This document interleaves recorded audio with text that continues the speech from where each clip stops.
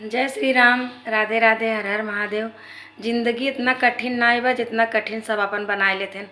अगर हंस के मुस्कुराए के वही काम करे ना तो बहुत आराम से हो जाए, बहुत सरल लगे।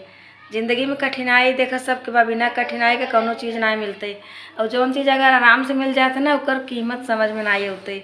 और जौन चीज़ थोड़ा कठिनाई से मिला था ना वो बहुत अच्छा लागत है, वो इतना महत्वपूर्ण हो जाता है। वो तो बड़े परिश्रम से मिला हुआ ये चीज़।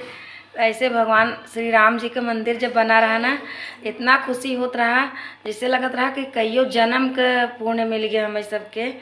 इतना दिन से सबके मन में रहा कि भगवान का मंदिर बन जाए बन जाए। और हमरे सबके माने हमसे बहुत सौभाग्यशाली रहे कि हमरे सबके राज में हमरे सबके समय में बन गया। बहुत अच्छी बात बा।